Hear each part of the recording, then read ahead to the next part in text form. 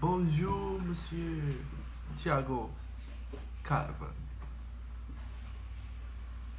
Eu e meu francês horrível. Tem que aprender francês. Isso é facto.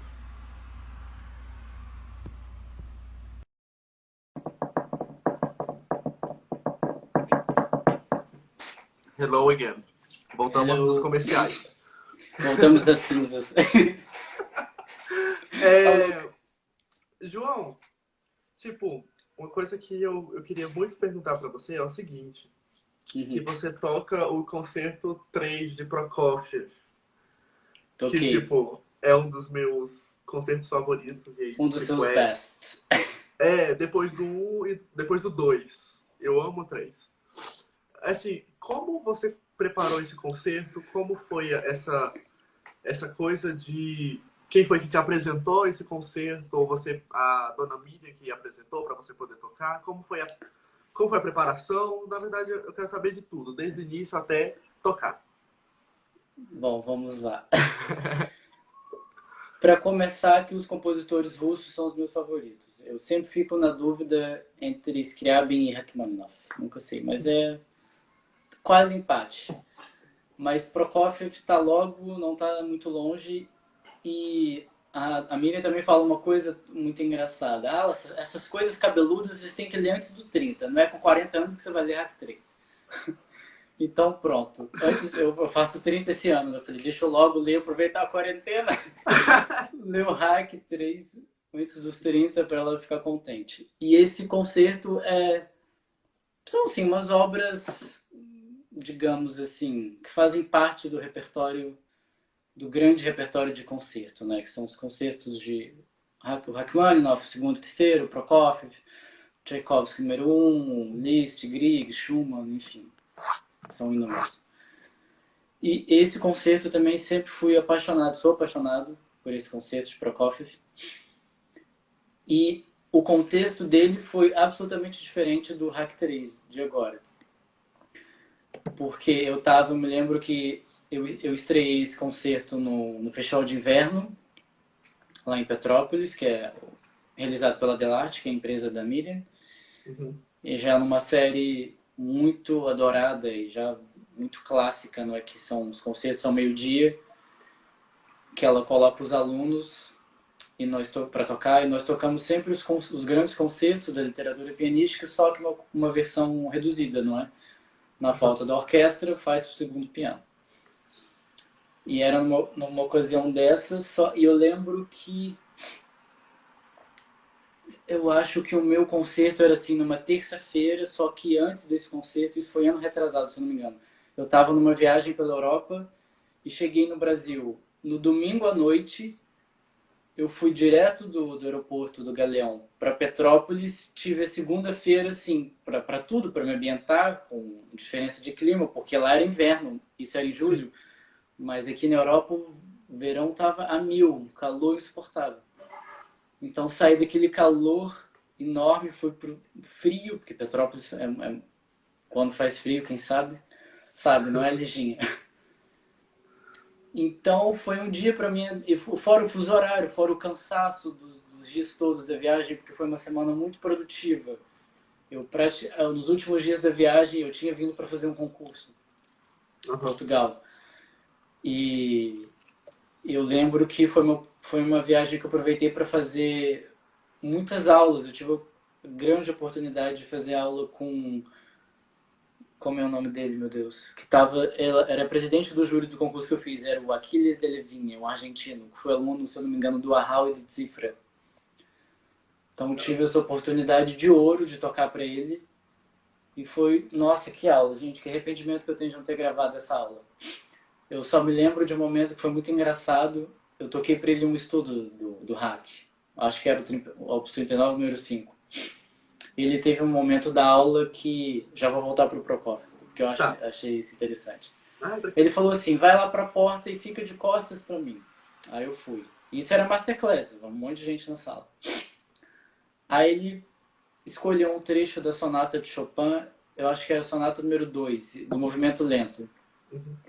A gente estava falando sobre o legato, né, o cantabile, aquela coisa de projetar o som, de fazer o piano cantar. E ele tocou... Não, ele tinha um som, assim, absurdo, sem comentários. E ele tocou o mesmo trecho 2 vezes. E aquilo era tão maravilhoso, assim, aquele som, ele tocava uma nota, era um som que enchia, assim, a sala inteira. Era uma coisa absolutamente extraordinária.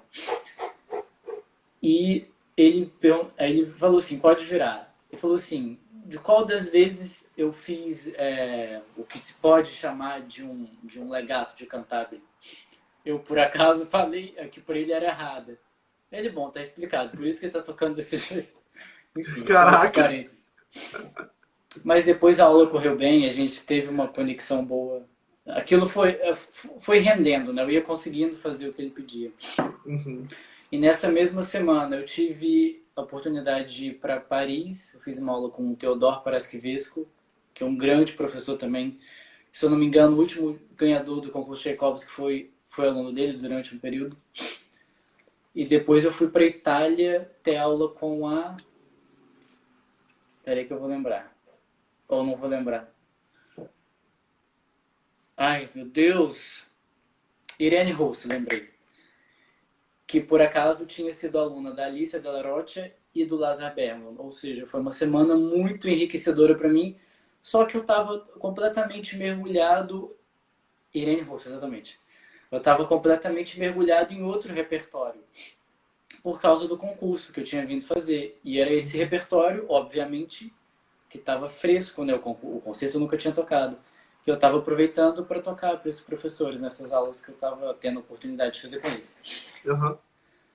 Então, eu praticamente não tinha tempo de colocar a mão no concerto. Então, o que eu fiz? Macaco velho. Eu selecionei, novamente, os trechos que eram mais difíceis do concerto inteiro. E eu sempre usava esses trechos como forma de aquecimento. No primeiro movimento, por exemplo, há uma parte... Eu acho que eu com a partitura aqui. Vamos lá, só para ser assim mais prático. Eu não vou solfejar, que eu não vou fazer isso com os ouvintes. Esse trecho aqui, que é todo em uníssono. Uhum. Então, Tá. por exemplo, eu pegava todo esse trecho e num dia que eu ia começar o mesmo repertório que eu ia fazer no concurso ou nas aulas. Eu pegava esse trecho e fazia ele como forma de aquecimento. E dissecava, fazia de todas as formas possíveis. Fazia de mãos separadas, em staccato. Isso é muito importante também variar as formas de toque. Então, se eu tenho que estudar alguma coisa que está escrito em legato, eu vou praticar em não legato, em staccato de punho, staccato de dedo, enfim, com todos os... com o legato articulado, que é um outro tipo de toque também.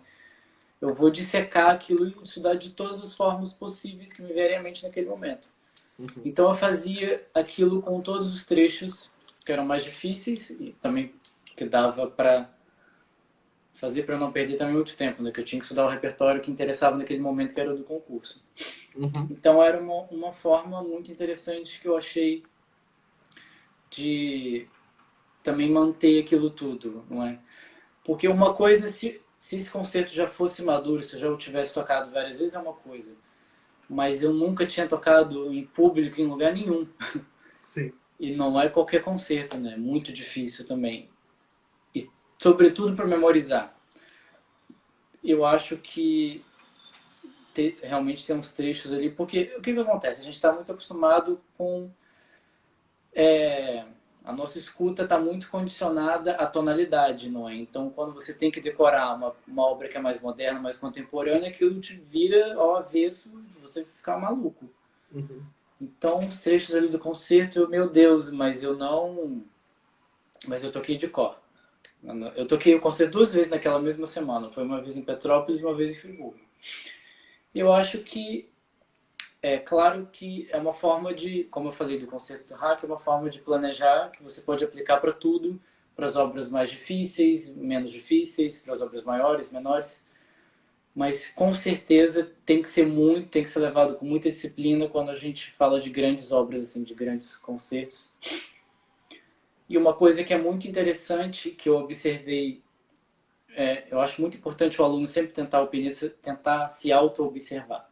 O Uhum. que eu observei no concerto do Rachmaninoff, por exemplo? Que às vezes eu estava tocando tudo de uma forma muito livre e de repente, um dia me deu um clique, eu falei, mas espera aí, isso é para piano e orquestra.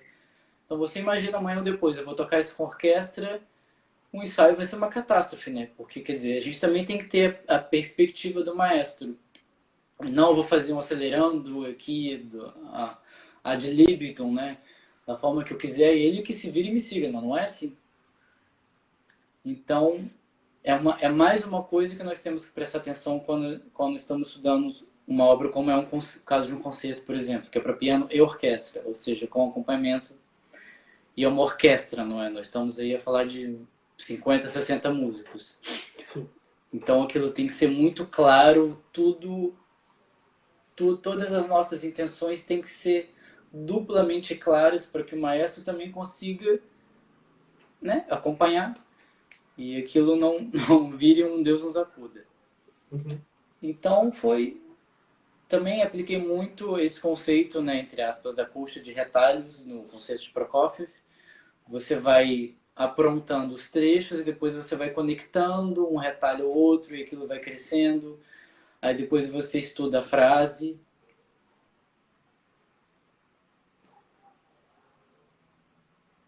Bateria. E depois que você tem uma frase bem estudada, você vai conectar aquela frase com a outra. E, gente, tudo também dentro de um sentido muito musical e artístico, né? Uhum. E mesmo os exercícios de técnica, eu sempre busco fazer de uma forma que faça algum sentido. Não é ficar ali só mexendo o dedo. Tudo tem que ser trabalhado de uma forma musical. Os exercícios do Behringer, por exemplo, que são muito clássicos também. Deixa eu mostrar aqui. Que é logo o primeiro. Que é aquela famosa técnica dos 5 dedos, né? Que você faz no maior, menor e o diminuto, que na verdade é a dominante que vai preparar para o tom seguinte. Então o que eu fazia? E foi uma coisa que eu inventei. Ninguém me disse, nem perguntei a ninguém. Uhum. Todas as vezes que o exercício que começava, né? Sempre começa, geralmente, na tonalidade maior. Eu começava em forte. Depois, quando ia se aproximando para a tonalidade menor, eu fazia um diminuendo e depois... Peraí, me perdi um pouco. Tá, lembrei. Então fazia o tom menor todo em pianíssimo. Quando chegava no diminuto, que era a preparação para o tom seguinte, eu fazia um crescendo para chegar no forte. Ia fazendo assim até acabar todas as tonalidades. Ou seja, sempre fazer, mesmo que seja um aquecimento, assim, algo para mexer mesmo os dedos, pensando muito exclusivamente numa perspectiva muscular, é sempre procurar fazer de uma forma que aquilo seja musical também, não só mecânico. Né? Uhum. Eu vou focar um pouquinho nas coisas que nós conversamos, porque eu me lembrei agora. Que quando nós estávamos conversando, você falou o seguinte, que atualmente os novos, né, os alunos de piano e tal, obviamente não todos, mas grande maioria, ao invés de pensar em uma frase, quando eles vão pegar uma obra nova, né, eles veem apenas nota por nota, digamos Sim. que numa palavra, letra por letra, né? Então, assim, qual seria a sua advice? Sua... Conselho? Isso, seu conselho. Muito americano. Aqui é bilíngue, entendeu? É bilíngue. Qual seria o seu conselho para os novos estudantes, para os estudantes, em relação a isso de hello, de preparar uma obra e não ficar pensando nota em nota, mas sim frase? Como nós vamos captar essa questão da frase, do início até o fim, etc. Sim. Uma pergunta muito interessante. Eu fiz, no meu período de graduação no Rio, uma das disciplinas que eu mais gostava era transposição e acompanhamento. Uhum. Então, nós fazíamos basicamente o quê?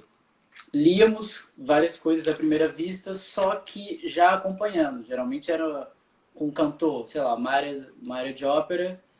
Nós líamos à primeira vista, mas não era só ler à primeira vista, era já acompanhando. E eu sempre, aquilo para mim, eu tinha muita facilidade.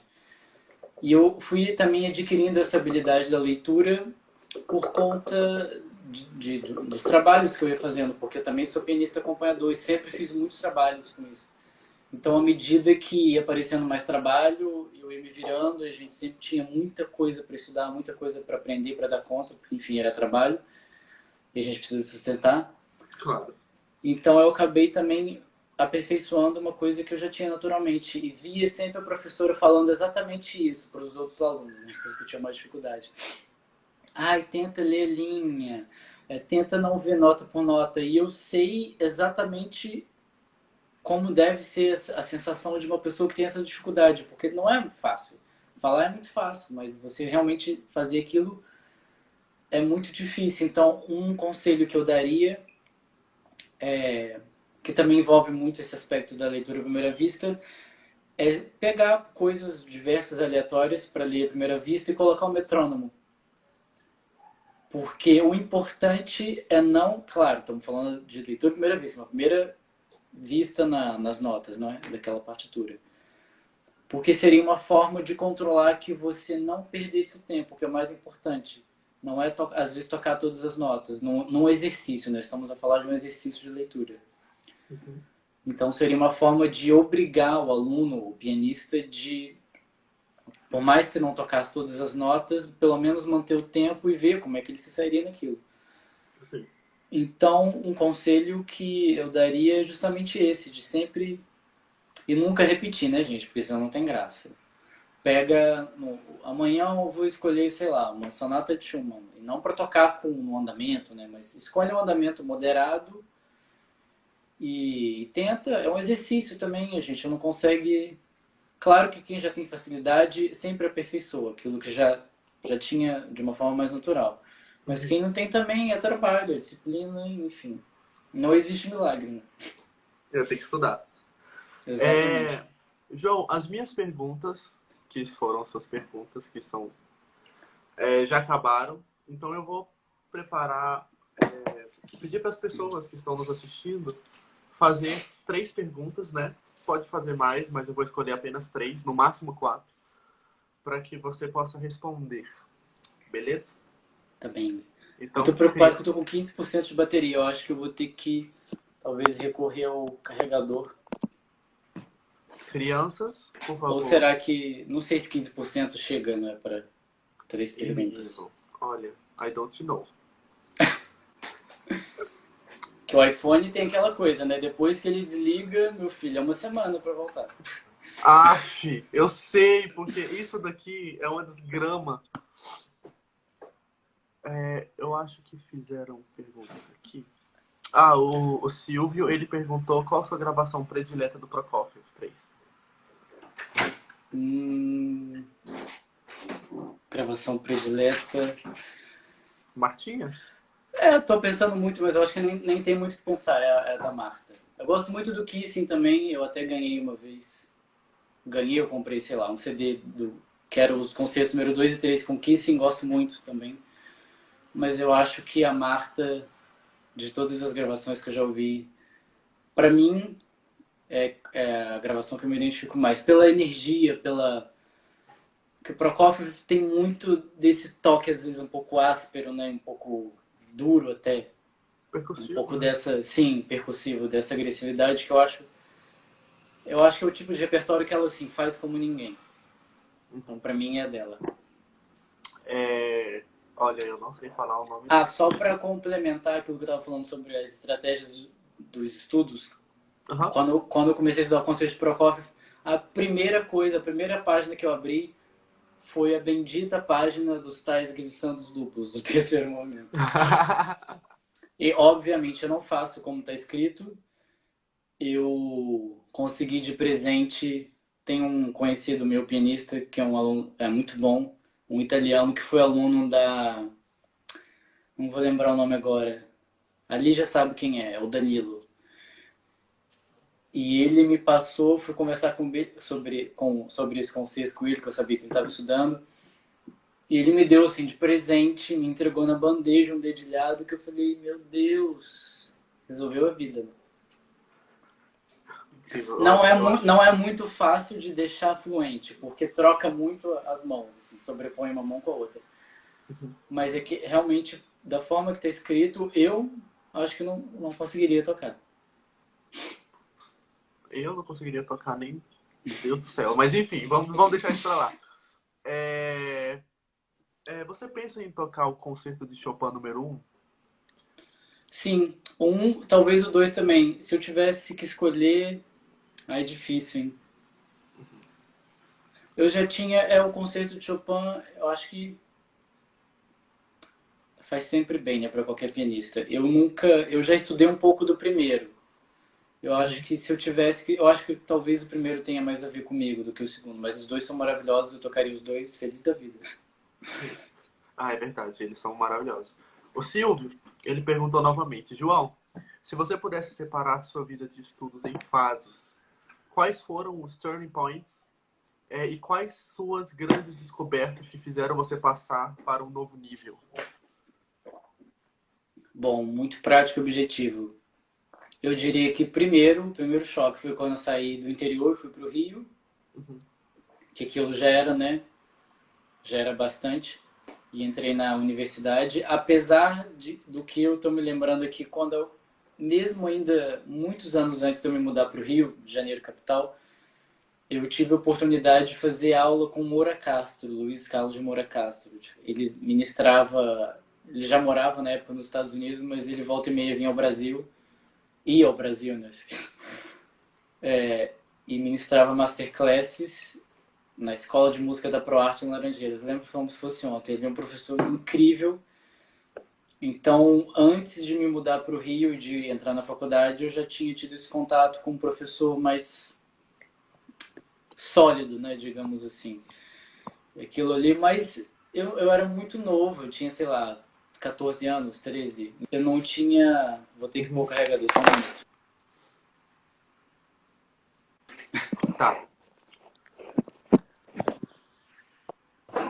Tá sem fone, mas paciência. Pequena queda. Acontece nos melhores celulares. Só um minutinho, parei que eu vou ter que fazer uma gambiarra aqui. Menino brasileiro, vive de gambiarras.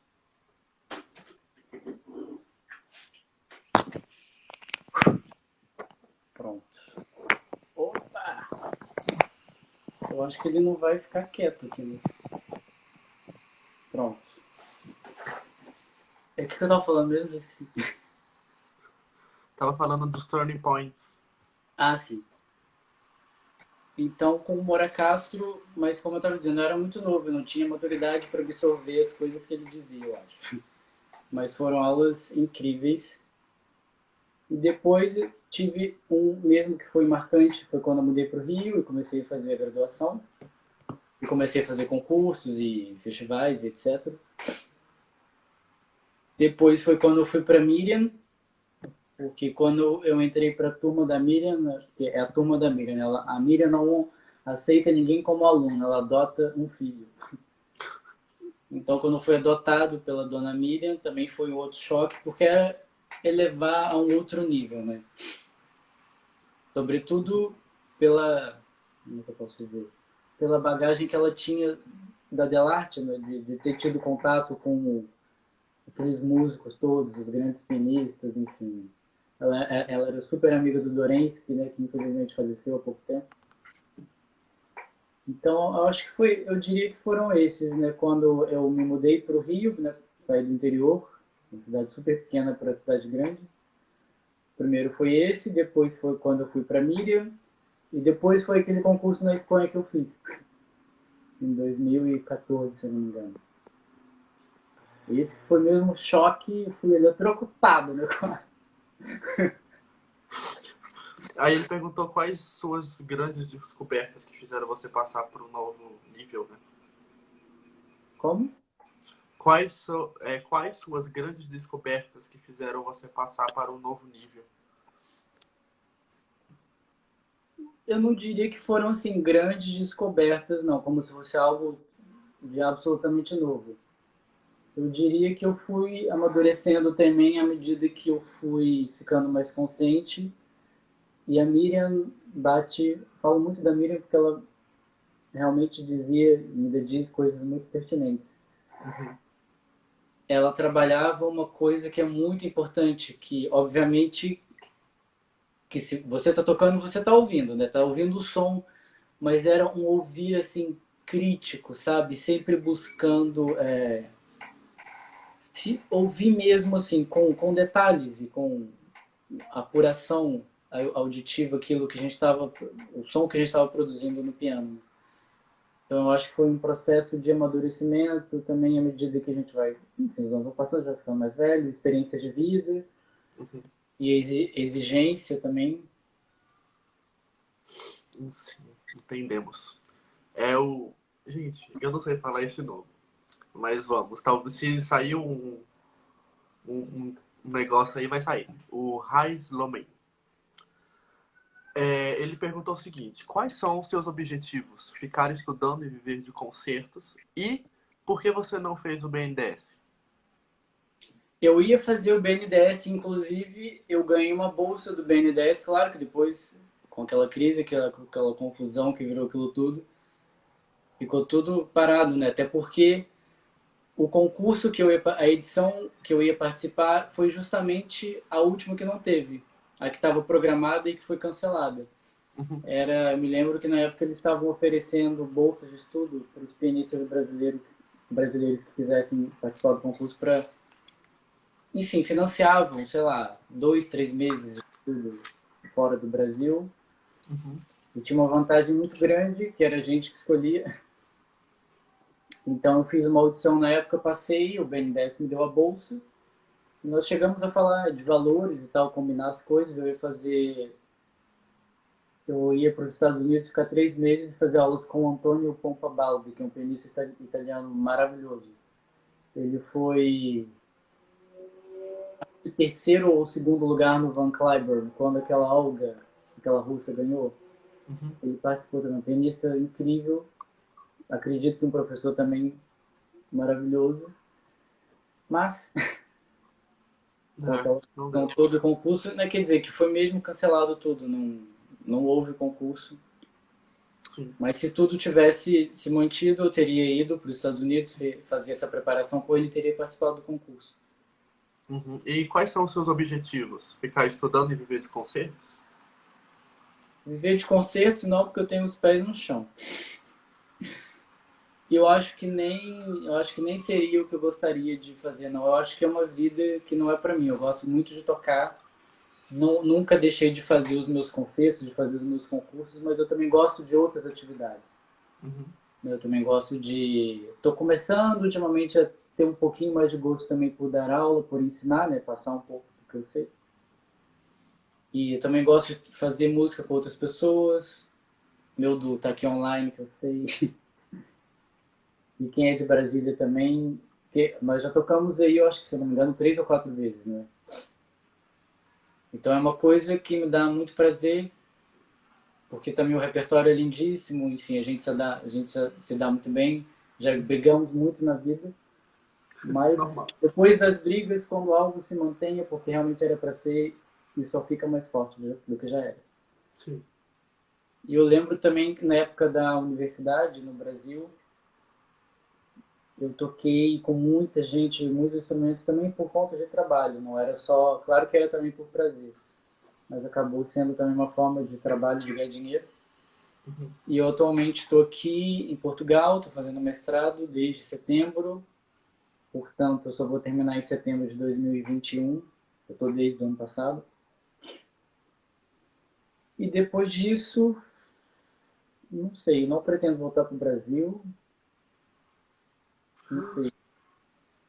Eu Ah, acho mas eu tô que tranquilo. eu já não sabia muito o que ia ser do futuro, né? Agora, então, com essa situação que a gente está vivendo, tá tudo parado, né? O mundo parou. Sim. Então, mas os meus planos que eu posso dizer para um futuro mais próximo é naturalmente terminar o mestrado que eu já comecei. Uhum. Pretendo fazer alguns concursos de piano aqui pela Europa nesse meio tempo e conseguir concertos também, fazer. Tô com um projeto aqui em Portugal também com duas cantoras, uma soprano e uma mezzo, e a gente estava com ideias muito engraçadas, mas infelizmente, enfim, tudo parou, né? Foi tudo cancelado ou pelo menos adiado por conta dessa situação atual. Uhum. Olha, tem aqui a última pergunta do Pesquisa PR. Por que você mudou da Miriam para Cristina? Na, ver- E em 2016, 2017, 2018 você morou onde? Na verdade, eu não mudei da Miriam para Cristina. O que aconteceu? Quando eu tinha aulas regularmente com a Miriam, é quando eu morava no Rio. Uhum. E a Miriam é uma coisa assim muito diferente, muito única. Depois que a gente passa por um período que é mais massacre, porque eu já passei por cada uma ali, que só eu sei. Mas não me arrependo de nada, eu acho que só agradeço a ela, pelo contrário, porque isso, enfim, me deu outra visão de vida, né? Uhum. Então, quando eu voltei para Itaperuna, meu primo aqui, voltei para Itaperuna para fazer esse período, né? Porque é importante dizer que quando eu fiz esse período da técnica era muito trabalho. Eu estudava às vezes 7, 8, 9 horas por dia, só aquilo. Então eu precisava ter uma vida que me desse condição de fazer aquilo. Imagina no Rio, igual um louco, de um lado para o outro, cidade grande, enfim. Eu não preciso de tranquilidade para fazer isso direito, porque é, já que eu vou fazer, melhor fazer, enfim, da forma mais perfeita possível. Uhum. Então, geralmente depois que os alunos saem entre aspas, da Miriam, eles continuam, de certa forma, a fazer parte da família, não é? Do grupo. Então, por exemplo, os últimos festivais de inverno em Petrópolis, você vai a um concerto e você vê alunos de várias gerações. Quer dizer, não é que é meu aluno que tem aulas regularmente, mas não, é sobretudo um amigo que ficou. Então, foi isso. Então, esse período com a Cristina foi um período à parte, depois a gente também não, infelizmente, não conseguiu manter o contato, ela tinha uma agenda complicada. Sim. E pronto. João, ó, ninguém mais perguntou nada, então a live já tá show de bola. Show. Antes de passar a palavra para você e dos agradecimentos, só queria falar que amanhã às 19 da noite eu vou conversar com o pianista Christian Boudou, que ele vai falar sobre interpretação pianística. Então acho que vai ser bem interessante. Na terça-feira eu vou conversar com o Ricardo Balesteiro, que é professor da USP. Ele vai falar sobre música de câmara. Na quarta-feira nós falamos sobre o pianista colaborador, né? Mas acho que foi uma coisa um pouco superficial. Mas agora vai ser uma coisa mais aprofundada. E na quarta-feira eu vou falar com o professor Maurício Martin, que ele vai falar sobre algumas técnicas que ele está utilizando nas aulas dele, tipo técnica de Stallman e etc. E, João, eu gostaria muito de agradecer novamente por você ter aceitado o meu convite. Eu Imagina, acredito que... espero ter ajudado com alguma coisa. Ah, menino, ajudou demais, tenho certeza. Bom, Eu gostaria muito de agradecer e tenha uma ótima noite. e fiquei para a galera, se quiser me seguir, mandar pergunta, eu estou disponível. Agora o que não está me faltando é tempo, né? Então o tempo não vai ser problema. Se for Sim, até, sei lá, alguma peça específica que a pessoa esteja estudando, qualquer coisa. se alguém tiver uma dúvida, pode falar com você pelo Claro, direct do Instagram. segue aí, manda mensagem, manda vídeo. Me sigam também, gente, por favor. Coffee, coffee. Então, João, muito obrigado mais uma vez. De Tenha uma nada. ótima noite. E espero que tenhamos mais oportunidade de conversarmos. E que esse projeto das lives continue. Eu tinha pensado nisso. Uhum. Eu acho que tem que Ah, ficar claro que também não. Tudo bem, todo dia, não é? Mas assim, depois que as nossas vidas voltarem ao normal, quando voltarem, que ninguém sabe quando vai ser, mas talvez deixar, assim, sei lá, uma vez por semana, ou todo sábado, todo domingo, alguma coisa assim. sim, eu estou pensando em fazer isso porque, assim, obviamente, encontrar pessoas qualificadas todos os dias é um parto, né? Então, a gente precisa ter contatos, faz contato com um, faz contato com o outro e tal. Mas eu estou pensando em fazer pelo menos uma vez por semana? Agora já foi bastante, né? Depois você vai só assim, em doses homeopáticas. Dose. Isso, com certeza. Quando eu vi que tá, o negócio tá. Tudo, não pode entregar tudo. É como uma obra que tem muitos pontos culminantes, né? Você não pode. Um ponto culminante nunca é igual ao outro. Sempre vai ter um ápice que é talvez mais grandioso. Então tem que sempre Ah, correr. sim. E essa live, ela vai estar disponível no YouTube daqui a pouco. Ui, Ou daqui a algo. Não daqui a pouco, mas daqui a alguns dias, quando eu tiver coragem de postar. Mas vai dar certo. João, muito obrigado. Eu obrigado desejo eu. sucesso para você nessa sua Obrigado, jornada. obrigado a todo mundo aí que estava assistindo. Espero que tenha servido para alguma coisa, para ajudar em alguma coisa. Pelo menos já cumpri a missão. Ai, muito obrigado, João. Até mais. Um abraço, tchau. Tchau.